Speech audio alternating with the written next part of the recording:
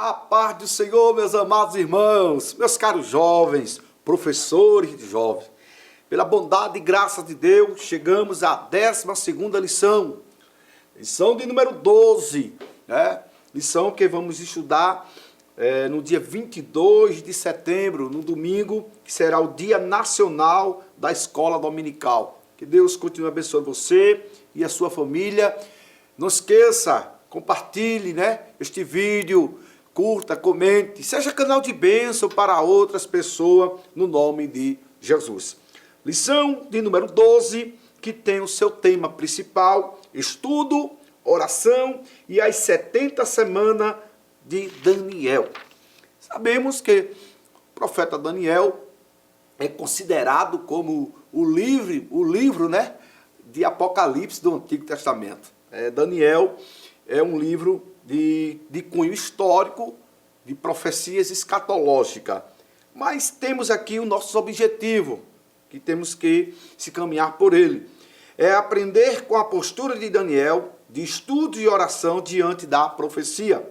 Compreender a revelação de Deus sobre o futuro de Israel e entender o teor da profecia das 70 semanas. E aí, a lição está didática, com muita informação, e importante a gente trazer uma palavra para os nossos alunos, com base nas escrituras, e seguindo a orientação desta lição, para que possamos, de forma tranquila, compreender o livro de Daniel. E nessa oportunidade nós vamos trabalhar o capítulo 9. Sabemos que nós estamos aí numa sequência, né? Entendemos aqui, numa linha que é ensinada pelos nossos pastores teólogos, que o que a igreja defende, que a igreja será arrebatada, né, antes dessa última semana, ou seja, a igreja não passará pela grande tribulação. Nós acreditamos assim, entendemos assim, muito bem. Então, essa última semana aí, que está determinada para o povo, né, como diz a profecia lá em Daniel. Muito bem. Daniel, quando ele vê a profecia, lê, entende pelos livros, ele entra no caminho da oração, ele vai na intercessão, ele vai estudar, ele vai tentar compreender o que estava acontecendo. Ali, mais ou menos, Daniel, capítulo 5, do verso 30 ao verso 31, Israel se encontrava ali sobre domínios persas, né? Então, Daniel estava vivenciando os cumprimentos de profecias. Por exemplo, as profecias do profeta Jeremias. E ele tinha uma convicção que aquilo estava acontecendo. Então, o primeiro ponto, a gente pode identificar um Daniel que, além de buscar a informação, de ler, de buscar a Deus, de estudar, ele também se interessa a buscar conhecimento, sim, mas ele entra no caminho da oração intercessória. Ele começa a orar pelo seu povo. Daniel, os irmãos sabem que foi levado muito jovem para a Babilônia. Vivenciou, como alguns teólogos afirmam, antes, durante e depois do cativeiro, 70 anos do cativeiro babilônico. Mas mesmo distante de sua terra, havia em Daniel um desejo, um amor pela sua pátria, pelos seus irmãos que estavam ali. Então ele orava, ele buscava a Deus aí, essa oração intercessória.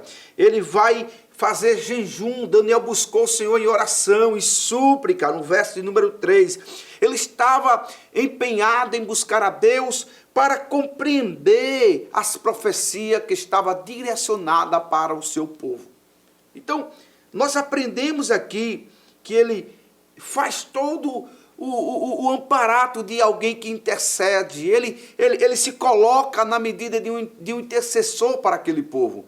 Ele entende a profecia, busca de Deus a clareza da profecia, busca de Deus a sua palavra revelada, ele busca de Deus todas essas informações. Por isso o subponto, o primeiro ponto faz: persiste em ler, oração e jejum e estudando a profecia. Então, no primeiro ponto, a gente pode entender aqui como o Daniel.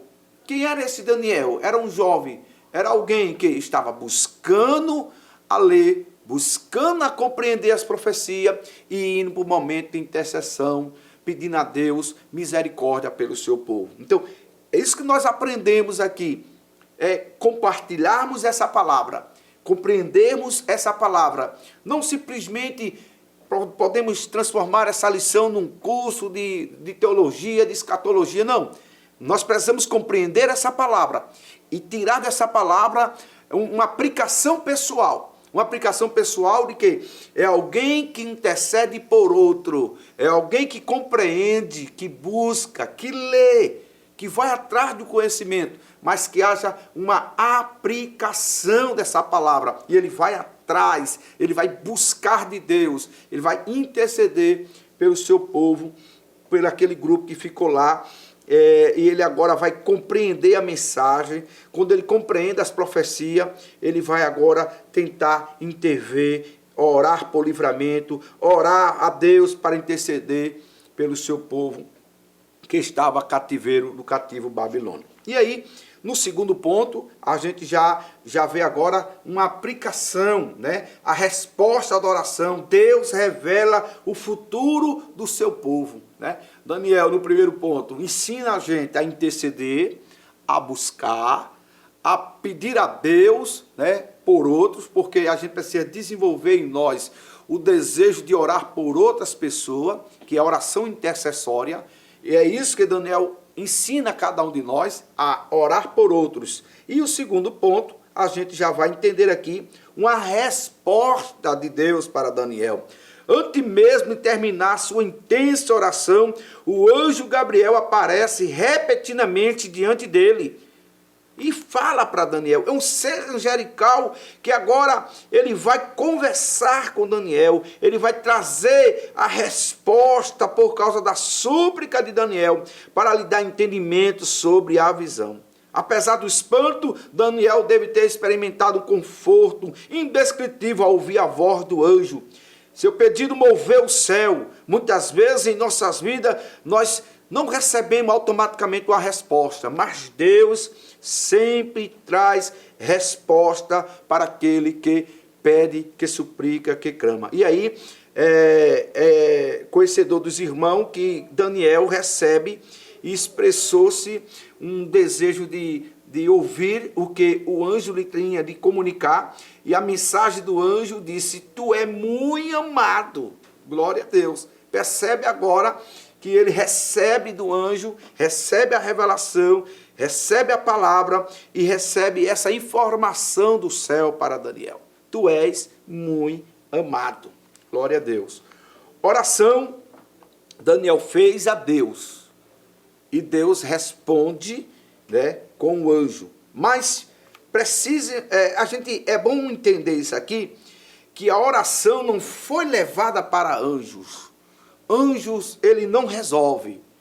Aqui, o segundo subponto, ele nos orienta que a oração é direcionada a Deus. Para nenhum anjo tem autorização para receber idolatria, né? Para não gerarmos essa questão de orar, de pedir, de adorar anjos. Não, nenhum homem, ninguém deve ser adorado se não for a Deus. Você percebe que Mateus capítulo 4, quando Satanás propõe lá para Cristo uma proposta de adoração, Jesus responde enfaticamente, Jesus responde tranquilamente e com muita certeza e segurança: vai-te, Satanás, porque só o Senhor teu Deus adorarás e só a Ele servirás. Então, a gente vê também uma situação lá em Colosso, a igreja de Colosso. Os crentes colossenses estavam adorando a anjos, e a gente vê que ali são anjos, mas são anjos caídos, não era anjo de fato, porque anjo de Deus não recebe adoração. Ali era para desvircular, para desvirtuar, para distorcer, para tirar os crentes dos colossos da rota da adoração. Então, o diabo ele tenta enganar, mascarar, tentar fazer com que a adoração seja de fato desviada de quem de fato merece receber adoração. Só o Senhor Jesus é digno de toda a glória, de todo louvor e de toda a adoração. Segundo exemplo, a gente viu um mau exemplo da igreja de Colossenses. A gente pode, lá para Apocalipse, quando o anjo ele vai trazer uma informação, uma mensagem, e ali alguém cai para adorar. Não, levanta-te, eu sou conservo, João, eu sou teu conservo. Ou seja, anjo de fato do céu não recebe adoração, porque adorar só ao Senhor Jesus. Muito bem, esse ponto que o autor da lição faz questão de pontuar, isso é importante. A revelação das 70 semanas e o Messias. Fazendo aí essa analogia, a gente sabe que o livro de Daniel, do capítulo 9, você pode observar que é uma mensagem profética. No capítulo 7 tem a visão da grande estátua, onde vai narrar os 5 maiores impérios, né, quando começa ali com a Babilônia, representando o ouro, a prata, os médios e persas, depois vem o bronze, que é os gregos, depois vem os romanos. E o último império, que será direcionado, quem vai dirigir ele é o anticristo. E é um império que tem 7 anos, já está contabilizado. Ele tem início, mas já tem fim, né? Durante 7 anos, que é o período que a igreja será arrebatada. A igreja, quando for arrebatada, vai dar-se-á o período da última semana. Ou seja, o que está detendo, como diz Tessalonicenses capítulo 2, versículo 4, quando Paulo vai ensinar a igreja, o que está detendo o anticristo para ele não se manifestar é a igreja aqui na terra. Enquanto a igreja estar aqui, ele não se manifesta, ele não assume. É verdade que já existe uma plataforma, é verdade que já existe todo o plano, porém Deus tem a hora e a data marcada. Quando a trombeta tocar e a igreja for arrebatada, vai dar-se agora o início do processo de tribulação e grande tribulação. Então, o anticristo, ele é o homem do pecado, ele é anti e tudo contra Deus. Esse anti aí com I é que ele opõe a Deus, ele é contra Deus. E ele é a besta representada de forma figurada do Apocalipse, no capítulo 13, a besta que sobe do mar, que João vê, ali uma figura de linguagem, ou melhor dizendo, um termo figurado, que o mar se representa as nações, né? É um homem que vai surgir no meio das nações, mas ele só vai surgir para governar o último governo na visão de Daniel apocalíptica, quando a igreja for arrebatada. E nessa mesma visão do capítulo 7, Daniel vê uma pedra cortada sem mão, pondo fim a todos esses governos, que justamente é Apocalipse 19:11, quando o Senhor Jesus descerá na sua segunda vinda de forma visível com a igreja do Senhor, para implantar o reino milenial. E dizer assim, o governador para todo sempre, o rei, o que vai agora governar o mundo é ele, Jesus Cristo. Não simplesmente 7 anos, não simplesmente uma etapa, não, ele vai governar para sempre, para de eternidade sobre eternidade. Glória a Deus. Então, basicamente, essa 70 semanas simbólica destaca sobretudo esses pontos aí entre o Messias, o arrebatamento da igreja, onde o arrebatamento da igreja, de fato, é a porta que a escatologia chama, onde vai abrir-se para vários eventos simultâneos acontecer. Vários eventos simultâneos acontecer. Seja fiel a Deus, porque a igreja será arrebatada a qualquer momento. O arrebatamento da igreja é iminente. Ele não tem previsibilidade de homem. Ele não tem data marcada em relógio de ninguém, porque só quem sabe é ele. Qualquer momento, a trombeta vai tocar. Paulo vai falar em primeira carta aos Coríntios, capítulo 15, versículo 51. No momento de um abrir e fechar dos olhos. O mesmo Paulo, ele vai colocar para a primeira carta aos Tessalonicenses, o capítulo 4, a partir do verso 13 em diante. Então, existem textos que nos afirmam, que nos aponta que a igreja será arrebatada antes da tribulação e grande tribulação, que será um período de 7 anos, como narra o profeta Daniel. Terceiro ponto, né? É importante, uma lição muito rica, muito maravilhosa. A minha orientação aos professores: dê a lição, aplique a palavra, ensine a palavra. Não vamos cair no caminho da especulação. O importante é aplicar a lição, para que possamos compreender as Escrituras, para que possamos compreender que, de fato, Deus está falando conosco através da sua palavra. O terceiro ponto está muito didático, as informações aí, falando sobre 7 semanas, o seu início, aí as 62 semanas, depois a última semana, que é 7 anos, que ainda não aconteceu, como eu falei para os irmãos, Daniel 9, 27, Evangelho de Mateus, capítulo 24, 15, como diz aqui a nossa lição, a grande tribulação será um período de maior angústia da história humana, como diz Apocalipse, capítulo 6, versículo 15 ao 17, quando o mundo testemunhará a ira do Senhor, Jeremias 30, verso número 7. E aí, as duas metades, da 70 semana, que está dividida aí em 2 momentos, onde o anticristo, que é o último governo humano a governar, como fala-se da nova ordem mundial. O terceiro ponto, como eu falei, está autodidático, as informações estão na lição. Nesse período de 7 anos, evento simultâneo, a gente sabe que estará acontecendo, porque a igreja será arrebatada, num abrir e fechar dos olhos, de forma iminente, onde ninguém vai ter a oportunidade de fotografar, de ver, de fazer uma previsão, não tem, porque é algo que o humano não consegue interferir, a NASA ou qualquer outro setor de maior tecnologia do mundo não vai conseguir captar nenhuma imagem da igreja sendo arrebatada. Então, as semanas que Daniel ensina através da palavra de Deus, no capítulo 9, baseado em outros textos que a gente sabe, tanto Jeremias como uma parte de Ezequiel, e os livros do Novo Testamento, o Apocalipse que está ali recheado, a gente sabe que a igreja estará aguardando o arrebatamento, glória a Deus, para se desencadear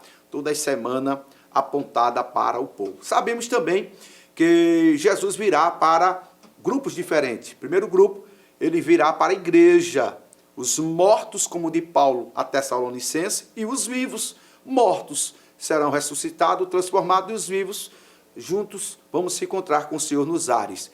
Depois, Jesus virá, aí no final de 7 anos, para Israel.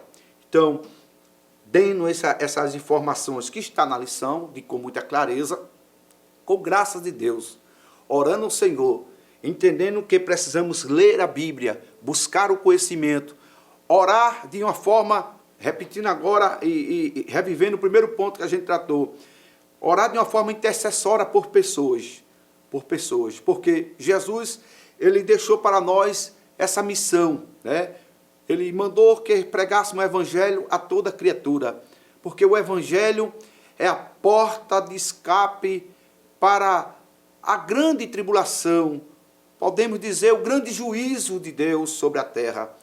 Perceba-se que do capítulo 5 ao capítulo 19, são 14 capítulos que estão narrada tudo o que vai acontecer no período de 7 anos, Tudo, o juízo de Deus que será derramado sobre essa terra. Então, de forma clara e objetiva, só existe um caminho para nós.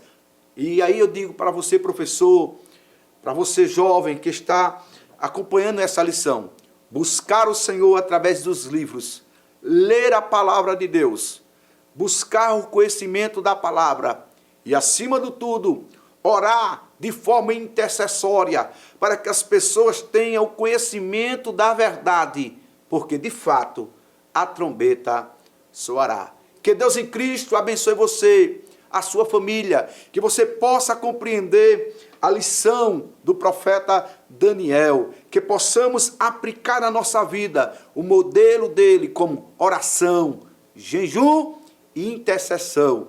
Deus em Cristo vos abençoe, em nome de Jesus. Que o conhecimento é capaz de mudar a vida de quem lê, a gente já sabe. E que livro você pode comprar em qualquer livraria. Mas nós transformamos 100% do nosso lucro em mudança de vidas, através da ação social, evangelismo e missões. Ao adquirir qualquer um de nossos produtos, seja presencial ou à distância, você está investindo em alguém. Na próxima vez que você for comprar livros ou artigos evangélicos, não vá em qualquer lugar. Vá na Livraria Arca Missionária. Uma nova história começa quando você compra aqui. Agora você pode fazer a sua contribuição através do Pix, uma operação rápida, segura e sem custos. Abra o aplicativo do seu banco, clique na opção Pix e em seguida vá na opção Transferência. Depois é só digitar nossa chave Pix, que pode ser o nosso CNPJ 11 120 490 0001 86. Nosso e-mail contribua@eadalp.org.br ou nosso celular 81 98883 2755. Verifique se a contribuição é para a Igreja Evangélica Assembleia de Deus em Abreu Lima, Pernambuco. Confirme a transferência e depois siga o procedimento do seu banco. Anote nossas chaves Pix para não esquecer. CNPJ 11 120 490 0001 86. E-mail contribua@iadalp.org.br. Celular 81 98883 2755. Você está contribuindo para o crescimento da obra de Deus.